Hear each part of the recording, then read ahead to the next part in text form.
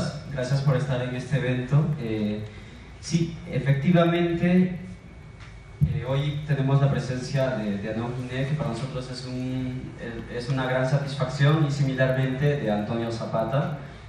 Y bueno, siempre hemos escuchado algunas imágenes sobre las mujeres, y que en estas, como por ejemplo, cuando se inició el conflicto armado interno, había una producción de representaciones hacia las mujeres que participaban en los grupos alzados de arma. Mucha de la prensa, había una corriente muy fuerte posicionada que las monstruosificaba, las deshumanizaba y las mostraba como las distintas, las mostraba como las machonas, las frías, las que daban el tiro de gracia y las que hacían todo este proceso de tortura, y hasta inclusive algunos decían que eran seres asexuados. Entonces, ¿cómo es que tanto nosotros y desde el mundo académico se han aproximado a comprender estas dinámicas de género que existían dentro de los grupos subversivos? Aterrizando en el Perú, que sería el Sendero Luminoso y también el MRTA, ¿no? El Movimiento Revolucionario Tupac Amaru. Entonces, fue que gracias a una propuesta de Anon Guiné en 2014 se hizo un coloquio internacional de género, clase y construcción de paz en el Perú. Bajo la acogida muy amical y servil siempre de ANFACET, se logró dar este coloquio aquí en Ayacucho. Entonces, ahí, a pesar que había tantos secretos y estos temas no eran poner al público, y si se les decía simplemente estaban relegados al ámbito privado, ¿no? Entonces es justamente esta primera reunión que se tuvo anteriormente la que ahora es su hecho más concreto, y que es la publicación de algunas ponencias en esta sección de género y conflicto armado en el Perú de la revista Repu Oyes. Entonces, yo me voy a centrar a comentar tres textos que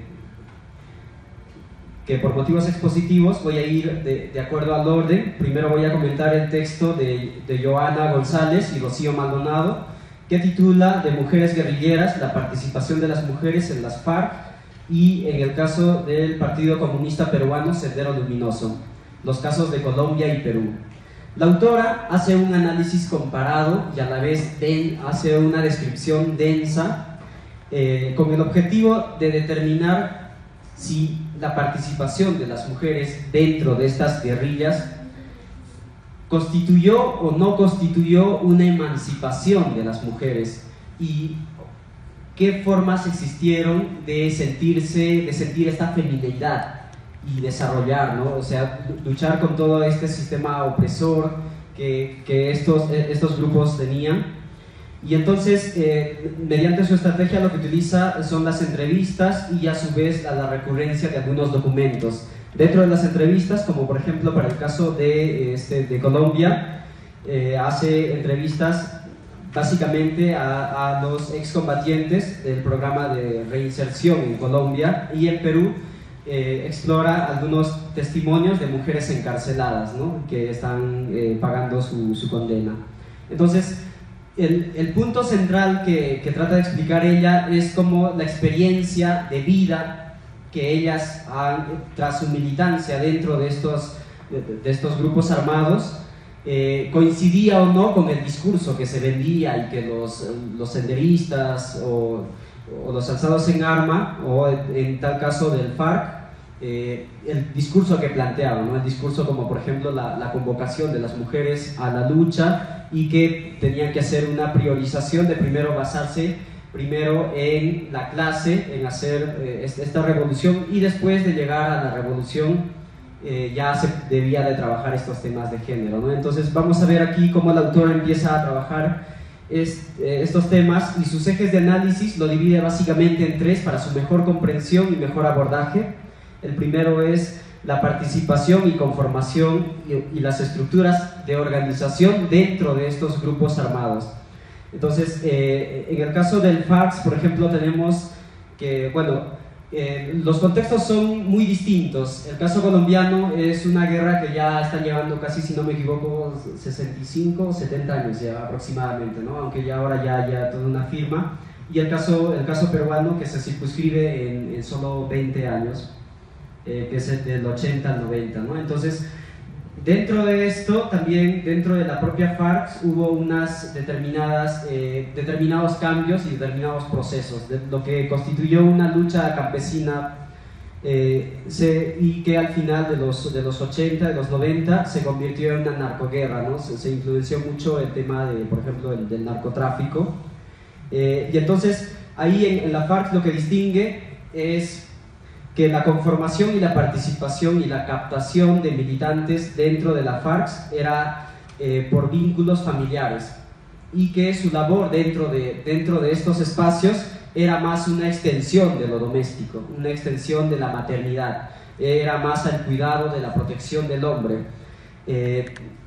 Pero sin embargo, ya aproximadamente en los 80, si no me equivoco, se da los Diálogos de La Habana, que es un documento en el cual habla sobre, es un manifiesto en el cual las mujeres que participan en el FARC dan cuenta de cómo es que tiene que ir este tema de la revolución y el tema de la participación de la mujer, ¿no? Para igual acceso y la igualdad de roles dentro de la organización, que de hecho era un discurso, ¿no? Y en el caso peruano también hay algunos elementos que se repiten, que es el caso como por ejemplo la constitución. Sabemos que el Sendero Luminoso es un grupo que ha tenido casi el 60% de mujeres militantes. Es el único partido político, si lo podemos considerar así, que ha tenido a lo largo de toda la historia una gran participación de la mujer.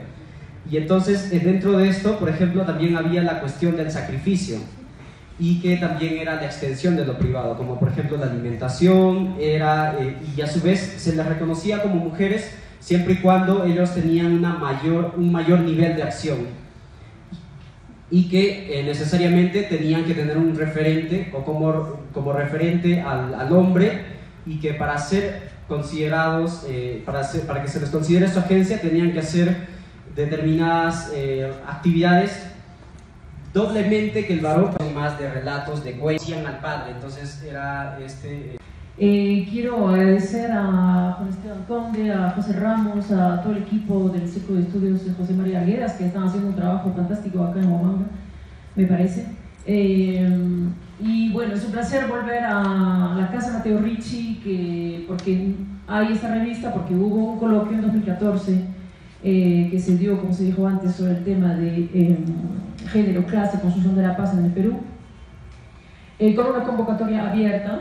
Y después de haber lanzado la convocatoria, junto con mi comité científico, nos dimos cuenta que era la primera vez que en el Perú se lanzaba una convocatoria abierta sobre el tema. Lo coorganizamos con el grupo universitario de estudios histórico-sociales Analicemos Historia de San Marcos, y son las madres de Nofacep, que nos recibieron aquí en Huamanga, junto con el Movimiento Ciudadano por los Derechos Humanos de Ayacucho. Y agradezco una vez más a la Casa Mateo Ricci. No está aquí Francisco Chamberlain, pero recuerdo muy bien que en 2014 abrió el coloquio con sus palabras reconciliadoras, que todos necesitamos. Bien, ese número de revista no lo he hecho sola, lo he co-dirigido como Maritza Filices Luna, que era una de los miembros del comité científico del coloquio. Maritza Filices Luna es peruana, profesora, investigadora que trabaja en el Departamento de Criminología de la Universidad de Ottawa, en Canadá. Trabaja sobre los procesos de violencia política, las diferentes formas de conflictos armados, y ha realizado trabajos de campo en el Perú, en Irlanda y en la República Democrática del Congo. Bien, hemos concebido ese trabajo como una ocasión para descubrir, visibilizar historias que habían quedado ocultas, nos parecía, con el fin de cuestionar la manera en que se escribe el pasado y el presente del Perú. Bien, la organización, tanto la organización del coloquio como la publicación han enfrentado bastantes dificultades por motivos políticos, ya que existe en el Perú, hay que decirlo, un sistema hegemónico de producción académica del saber que no acepta siempre ciertas perspectivas críticas.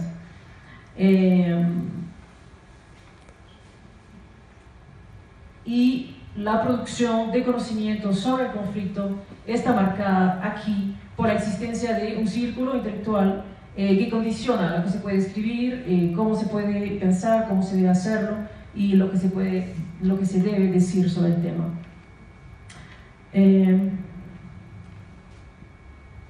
Bien, voy a ir a la presentación de los 3 textos que quedan.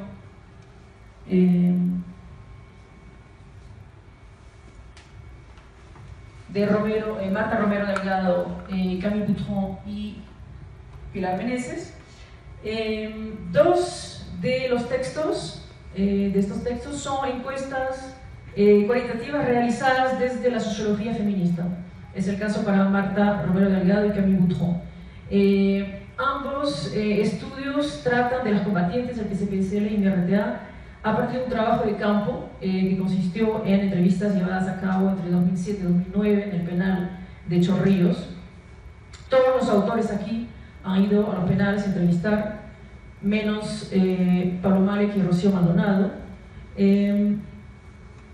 Y las autoras aquí parten del postulado según el cual, si por un lado las representaciones víctimo-centradas de las mujeres en las guerras son las que dominan las investigaciones del área de género y conflicto armado, las mujeres que sirvieron el PCPCL y el MRTA sufren cierta invisibilidad, desconocimiento y estigmatización.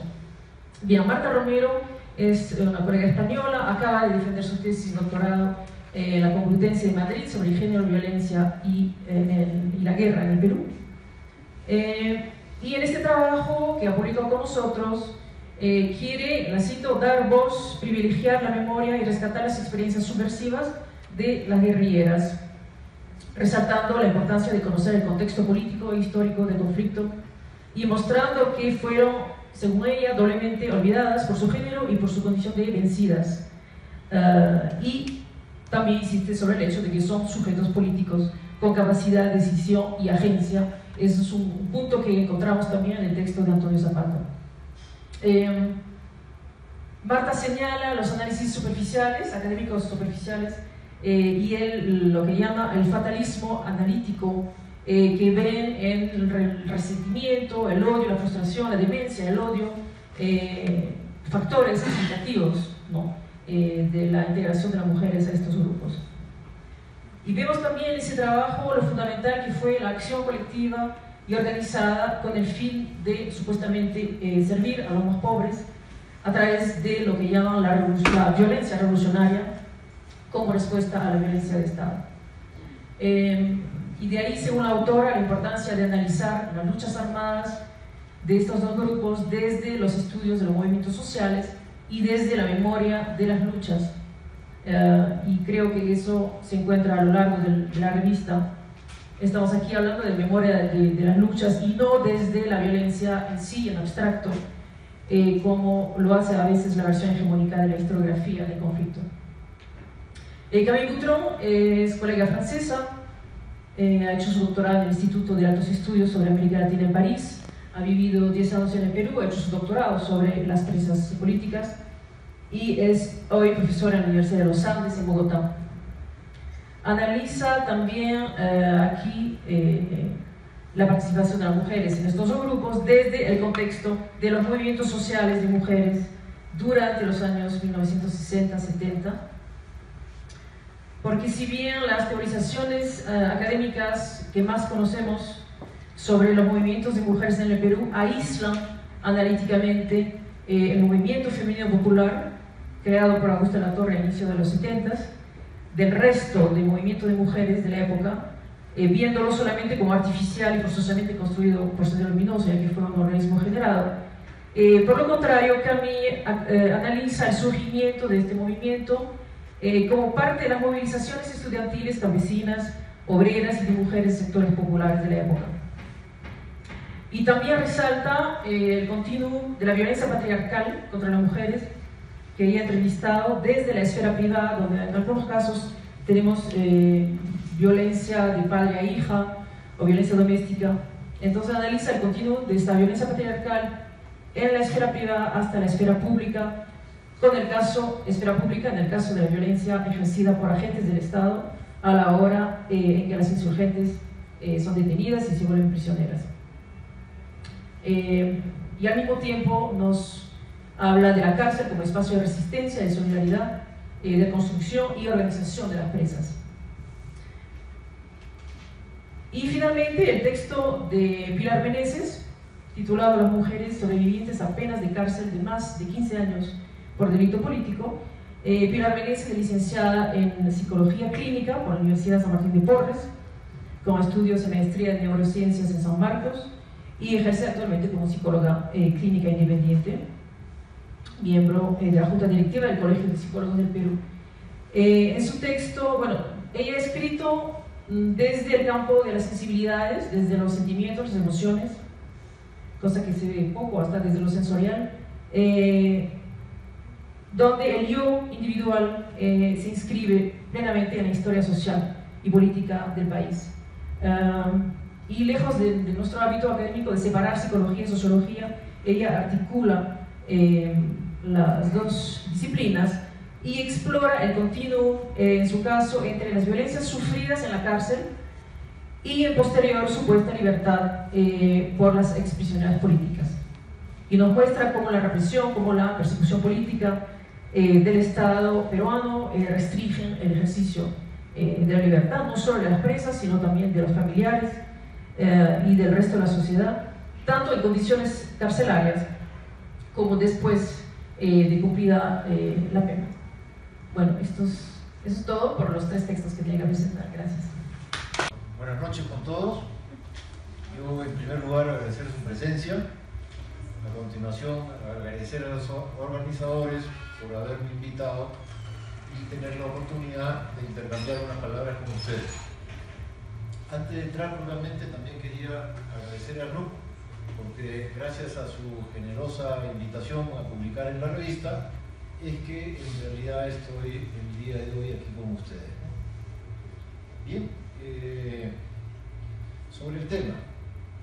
Hace ya bastantes años, unos 10, quizás 9, 8 años, recibí una invitación del INPE. El INPE es el Instituto Nacional Penitenciario, ¿no? El Instituto del Estado que controla las cárceles, para dictar una conferencia, para organizar un pequeño curso de verano para los presos. Y entonces acepté, me pareció una experiencia interesante, conocer un poco, la verdad no conocía, y el INPE me llevó al penal de máxima seguridad de Chorrillos, donde estaban las acusadas de terrorismo, ¿no? Las sentenciadas por terrorismo, tanto del MRTA como de Sendero Luminoso, mucho más de Sendero Luminoso que del MRTA, pero estaban señoras de ambos grupos, así como también señoras que no necesariamente ya estaban en política, estaban sentenciadas por terrorismo, pero que habían abandonado, ¿no? Que eran personas ya independientes. Bueno, dicté el curso, fue entretenido, hubo asistencia, preguntaron bastante, se rieron con las historias, en fin, fue una experiencia satisfactoria. Y en ese transcurso que fui conociéndolas, me di cuenta que la señora Elena Ibarraguirre era una de las más interesadas, que le gustaba ciertamente la historia, que le interesaban este tipo de cosas y que tenía una cultura al respecto, ¿no? Sabía de muchas historias, preguntaba bien, estaba interesada. Entonces, conversando, un día antes de terminar le propuse si me podía contar su vida, si me podía dar una entrevista de vida, y me dijo que sí. Y entonces a partir de ahí empecé a visitarla ya fuera de los cursos, visitarla como el día de visita, ¿no? Los domingos se puede visitar a los presos, a las presas, y empecé a visitarla. No se puede llevar una grabadora, a veces es difícil llevar hasta papel, cuadernos se ponen a fastidiar. Entonces muchas veces me sentaba ahí al lado a conversar. Y como ustedes saben, en una entrevista de vida, el orden cronológico, ¿no? ¿Qué pasó en mi infancia? Vamos avanzando y así progresivamente fuimos llegando pues a la guerra y después de la guerra a la prisión hasta el día que estamos hablando. Y fuimos conversando, fueron bastantes conversaciones, tengo registro de 21 conversaciones. En realidad cuando salía de conversar 3 o 4 horas con ella, me iba a mi casa, entraba en mi computadora y trataba ese mismo día, no dejar pasar ni un día, ese mismo día tratar de reproducir qué era lo que me había contado. Ahora, no es como una entrevista, ¿no? En una entrevista uno tiene pues la voz de la persona que uno está entrevistando, ¿no? En este caso no, yo lo que tengo está mediado por mí, ¿no? Los recuerdos de lo que ella me dijo, de tal forma que no es exactamente una entrevista de vida, sino como les estoy contando, como una mediación, unas horas en las cuales ya no son pues sus palabras, ya no son sus frases, son como yo recuerdo lo que me dijo. Bueno, a través de estas entrevistas yo me formé algunas ideas. En primer lugar, que en lo que es extracción de clases se refiere, Elena Iparraguirre pertenecía a la clase media. No hay ninguna correlación que uno pudiera creer, ¿no?, entre una posición política radical, quizás hasta una posición política extremista, y unas condiciones de vida muy deplorables. En su caso no hay ninguna correlación. Es una familia de clase media, padre y madre comerciantes, relativamente bien establecidos. En su adolescencia, porque pasa por Huacho, vive en Huacho, va a un colegio particular de religiosas.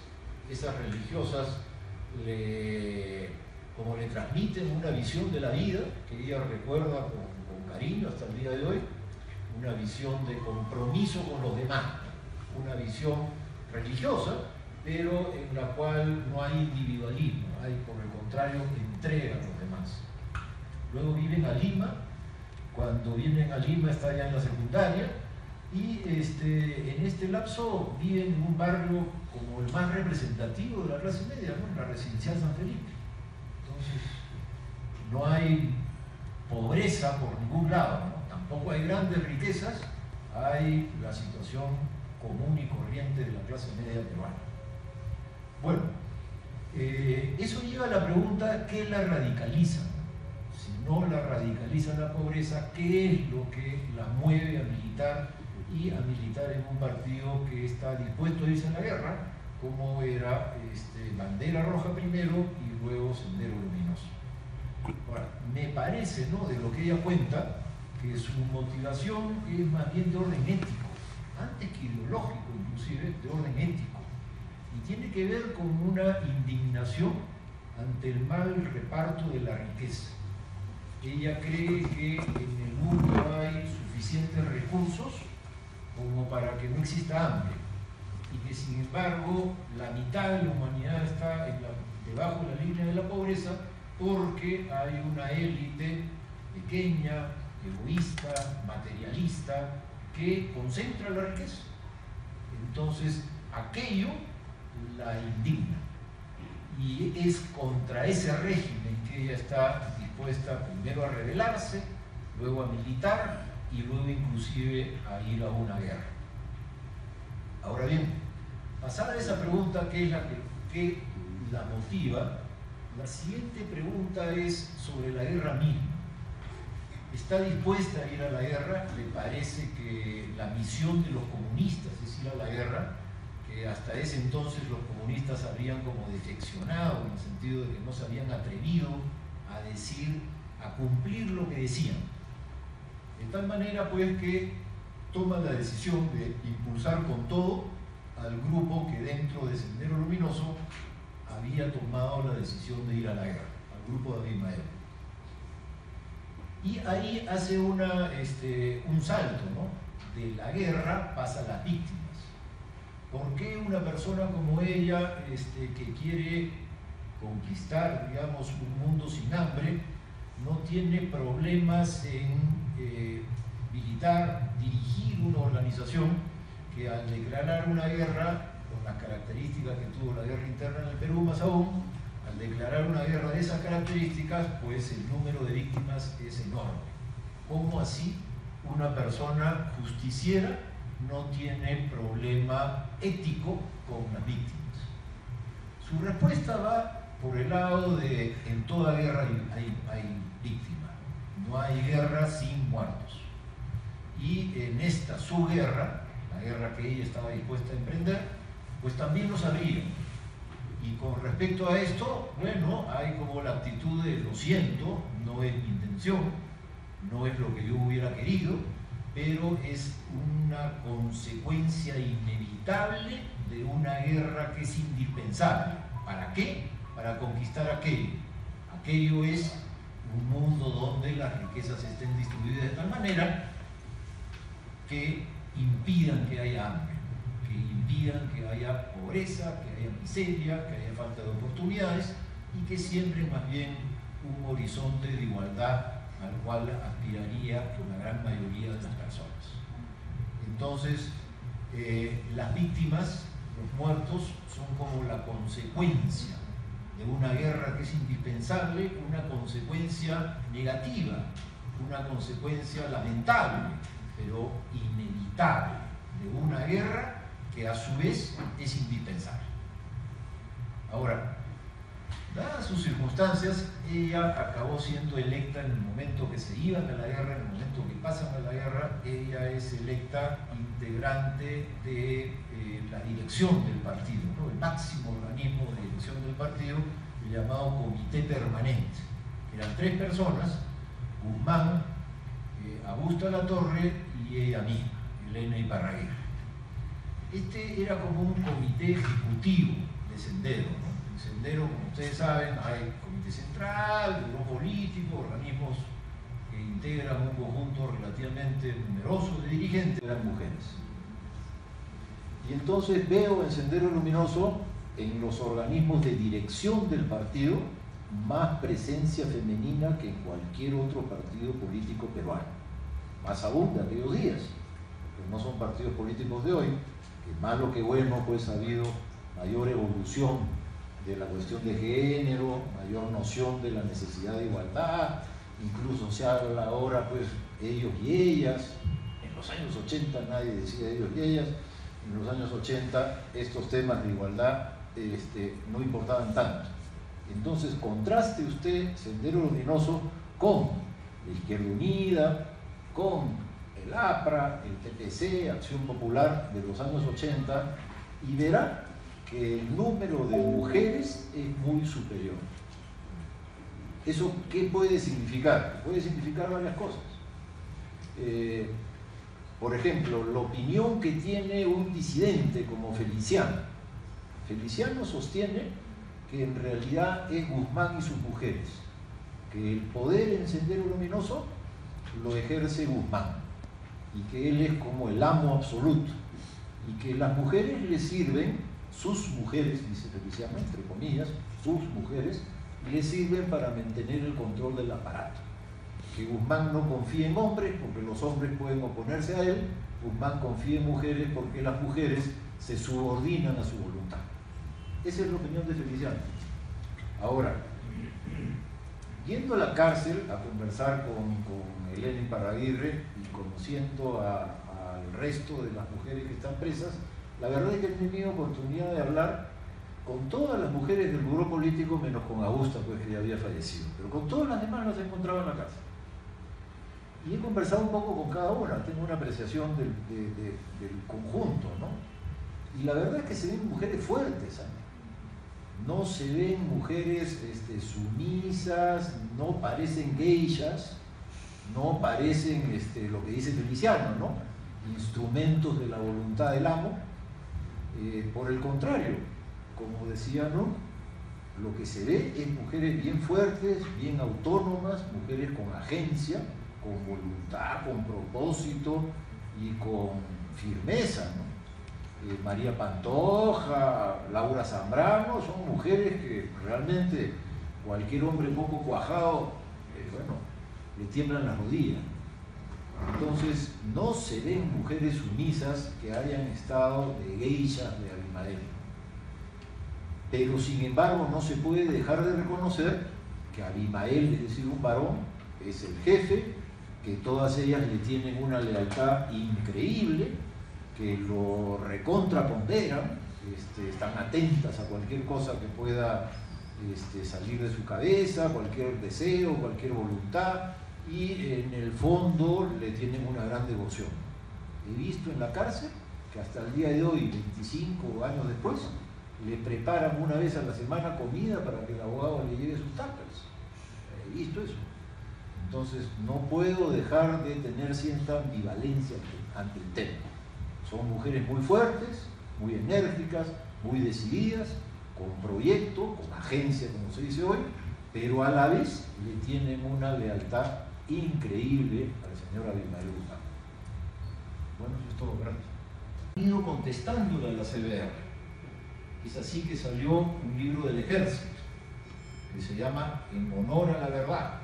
Es una versión oficial del ejército peruano sobre su participación en la guerra contra el terrorismo. Eso dice el título. Y efectivamente es la versión oficial del ejército. Empieza a contar cómo fue que fue convocado por el presidente de la UNDE en el transcurso del año 82, que entraron en el 83, que el general Noel, qué apreciación tenía, y de ahí cuenta todo el ejército, toda su participación. Es un libro bien hecho, no es un libro laudatorio de sí mismos, es un libro que tiene autocrítica, es un libro también que ha leído a los diversos senderólogos, ha leído el informe de la Comisión de la Verdad, ha leído lo que dice uno y otro de los senderólogos, y les va contestando a todos, va como hilvanando su posición, dándole respuesta a lo que dice, bueno, la gente de izquierda en realidad, ¿no? Bien, ese libro del ejército entonces que sale en 2010 es también una respuesta a la CBR que, como ustedes saben, es 2003. Y a continuación ocurre que ha escrito la Marina. En este caso no es una versión oficial, en este caso es un importante historiador, ¿no? Un destacado historiador, comandante Jorge Ortiz, que es un oficial de la Marina, que obviamente ha recibido el encargo, ¿no? Y que ha publicado un libro él. Es una versión no oficial, sino... Hay muchas personas hay estudiantes de las San Marcos de la PUCP que están haciendo trabajos maravillosos sobre el conflicto armado ahora, que algunos han salido, otros van a salir. Aquí yo había invitado a Tito Bracamonte, director de la Comunidad de Derechos Humanos, a escribir un artículo sobre la violencia contra la comunidad LGBTI durante el conflicto armado, no se pudo dar. También casi participa Luisa Dietrich, la hermana de Mati Dietrich. Luisa es politóloga. Ella hace un trabajo fascinante, acaba de defender su tesis sobre las masculinidades no hegemónicas en las FARC y en el MRTA principalmente, poco menos en PCPSL. Y bueno, estos obviamente son trabajos que hubiéramos querido tener aquí, pero no fue posible